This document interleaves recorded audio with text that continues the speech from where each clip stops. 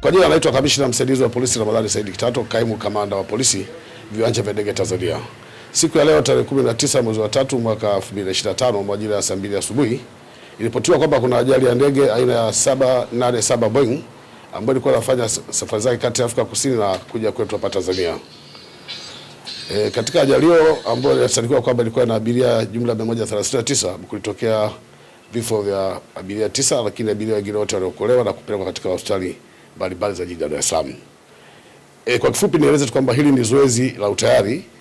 ambalo linatokana na sheria za usafiri wa viwanja vya ndege duniani, na viwanja vyote vya ndege vinatakiwa vifanye zoezi la utayari kama hili ili kuweza kupima wepesi wa vyombo mbalimbali vya ulinzi na usalama, ikiwa ni pamoja na majirani wa viwanja vya ndege, namna gani ajali ikitokea basi tukio linaweza likakabiliwa kwa haraka sana. Viwanja vyote vya ndege vinatakiwa vifanye zoezi hili mara kwa mara ili kupima utayari wa watu wao, lakini pamoja na kupima vile vile tuoneshe jinsi gani tunaweza tukafanya uokozi kwa wepesi na kwa haraka. Basi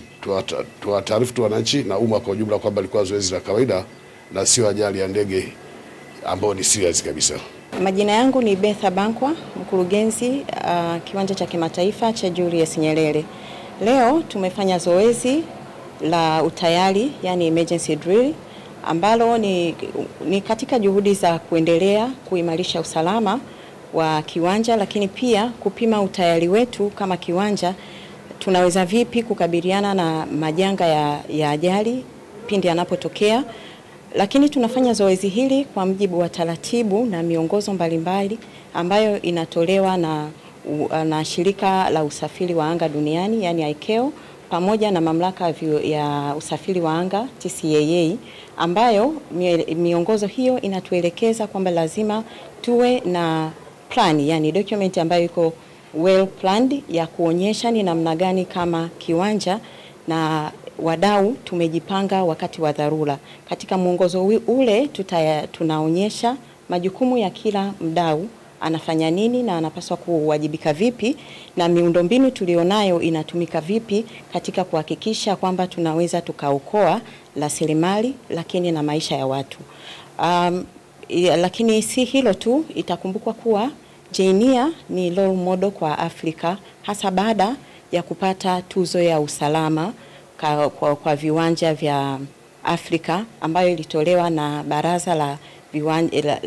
baraza la viwanja vya ndege la Afrika, yani ACI, ambayo ilitolewa mwaka jana South Africa, na mwaka huu wanategemea kufanya kikao tena kingine Arusha mwezi Aprili kuanzia tarehe 24 mpaka tarehe 30. Kwa hiyo ni wajibu kama Jainia kuendelea kuhakikisha kwamba kile tulichokipata na tulichokithibitishia umma kwamba tunaweza tuko vizuri kwenye issues za usalama, kuendelea kukifanyia kazi kwa kukitesti, kuhakikisha kwamba sisi kweli tuko vizuri na kama miongozo yetu inavyoeleza. Katika zoezi la leo tulikwenda kutesti vitu mbalimbali kama mawasiliano, ni namna gani tunaweza tukafanya mawasiliano wakati wa dharura na vyombo vyetu vya mawasiliano viko vipi, lakini kuangalia uratibu kwa ujumla wakati wa dharura tunaweza vipi kuratibu kwa maana ya commanding, lakini pia tunaweza vipi kushirikiana na wadau mbalimbali na watu wengine wa maokozi, yani kwa maana ya coordination kati ya taasisi na taasisi. Lakini si hilo tu, kuangalia pia ustahimilivu wa kiwanja, yani resilience, na uwezo wa kiwanja kurudi kwenye biashara na operations za kawaida baada ya ajali. Kwa hiyo ndio vitu vikubwa ambavyo pia tulikuwa tukiviangalia. Kwa hivyo kwa kiasi kikubwa tumefanikiwa, na baadhi ya mapungufu ambayo tumeyapata na kuyaona wakati wa zoezi tutakwenda kuyafanyia kazi.